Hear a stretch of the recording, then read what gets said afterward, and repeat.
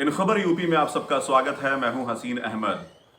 मुख्तार अंसारी की बहू और अब्बास अंसारी की पत्नी निखत अंसारी की मुश्किलें खत्म होने का नाम नहीं ले रही। आपको बता दें कि निखत इन दिनों लगातार मुश्किलों से जूझ रही हैं और जिस तरह से वृंदा शुक्ला जो कि सुपरिटेंडेंट ऑफ पुलिस हैं, उन्होंने कार्रवाई करते हुए यहां पर निखत को रंगे हाथों पकड़ा और जिस तरह से वो मुलाकात करती थी जेलों के अंदर अपने पति अब्बास अंसारी से चित्रकूट में, वो सारे नियमों और कानूनों को अपने ताक पर रख रही थी। जिस वक्त जांच की गई, ये पाया गया कि किस तरह से निखत अंसारी बाकायदा डिप्टी जेलर के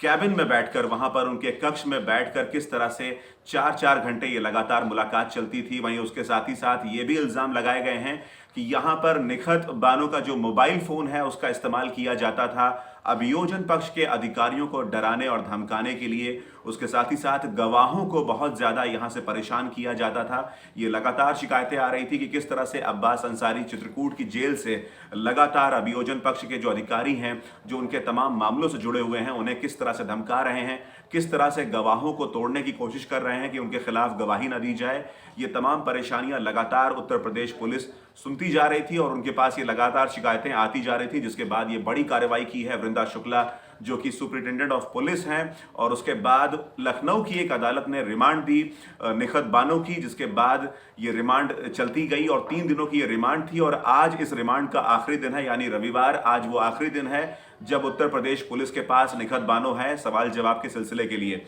फिलहाल आपको बताते चलें कि इस वक्त रियाज जो कि ड्राइवर हैं निखत बानो के, और खुद निखत के साथ उत्तर प्रदेश पुलिस की कुछ खास टीमों ने, अगर हम बात करें एसटीएफ की, उसके अलावा एसआईटी की और साइबर की, ऐसी कई तमाम टीमें हैं जिन्होंने 8 घंटों तक लगातार सिलसिलेवार ढंग से पूछताछ की है। क्योंकि कई ऐसी चीजें हैं जो कि संदेहास्पद निकल के सामने आ रही हैं। उनके पास जिस तरह से रिपोर्ट्स मिली हैं, अगर हम बात करें आपसे सीडीआर की जो रिपोर्ट आई है, उसके आधार पर साफ तौर पर उनके मोबाइल रिकॉर्ड्स में ये चीजें शामिल होती नजर आ रही हैं कि किस तरह से उन्होंने विदेशों में कुछ लोगों से संपर्क साधा है मोबाइल के माध्यम से। लिहाजा उत्तर प्रदेश पुलिस की ये तमाम टीमें जानना चाहती हैं कि ये जो भी कुछ बातचीत हुई है, इसके पीछे का अहम मुद्दा क्या था, किनसे इनकी बातचीत हो रही थी और क्या योजनाएं थी। योजना कुछ बड़ी लग रही थी, जिस तरह से ये खतरनाक तरीकों से ये मुलाकात हो रही थी। ऑफ द रिकॉर्ड चीजें यहां पर बहुत सारी देखने को मिली और किस तरह से यहां पर सरकारी मशीनरी में भी सेंधमारी करते हुए उन्होंने नियमों और कानूनों को ताक पर रखा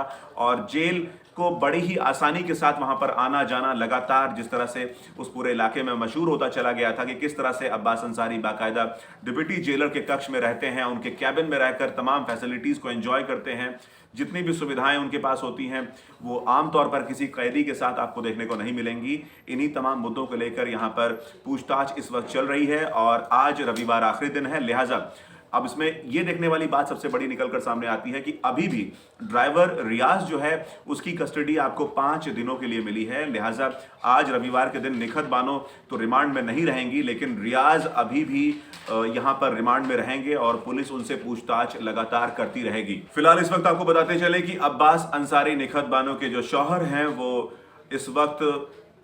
कासगंज की जेल में यहां पर कैद हैं। वहीं मुख्तार अंसारी की अगर बात की जाए तो मुख्तार अंसारी बांदा जेल में हैं और उनकी बहू जो निखत बानो खुद हैं, तो वो जिस तरह से मोबाइल का दुरुपयोग कर रही थी और जिस तरह से गलत तरीकों से यहां पर अपने शौहर से, अपने पति से मिलने के लिए आती थी लगातार चित्रकूट की जेल में, तो उन्हें चित्रकूट की जेल में कैद किया गया है। फिलहाल ये तीनों बड़े नाम जो हैं इस वक्त उत्तर प्रदेश की अलग अलग जेलों में मौजूद हैं और पूछताछ लगातार चल रही है। फिलहाल पुलिस इस पूरे मामले में जानकारी जुटाना चाहती है कि आखिर कैसे ये तमाम जो बड़े मसले हैं, जिस तरह से जेलों के अधिकारियों को आपने चकमा दिया है, किस तरीके से आपने, किन लोगों के साथ आपकी संलिप्तता है, किस आधार पर आप इस काम को कर रहे थे। क्योंकि आमतौर पर ये बहुत ही ज़्यादा मुश्किल काम है कि आप जेलों में इतनी आसानी के साथ, इतना फ्रीक्वेंटली आप वहाँ पर विजिट करें, वहाँ पर जाएं और आपको इस तरह की सहूलियतें वहाँ पर आपको मिले कि आप 4-4 घंटा अपने पति के साथ बाकायदा डिप्टी जेलर के कक्ष में आप बैठकर बातचीत कर रहे हैं। तो ये अपने आप में बहुत ज़्यादा खतरनाक हो जाता है। इन्हीं तमाम मुद्दों के ऊपर उत्तर प्रदेश पुलिस की एसआईटी की बात करें, उसके अलावा एसटीएफ है, उसके अलावा साइबर की टीमें हैं, वो जांच करने में लगी हुई हैं। ऐसी तमाम जानकारियों के लिए बने रहिए इन खबर यूपी के साथ।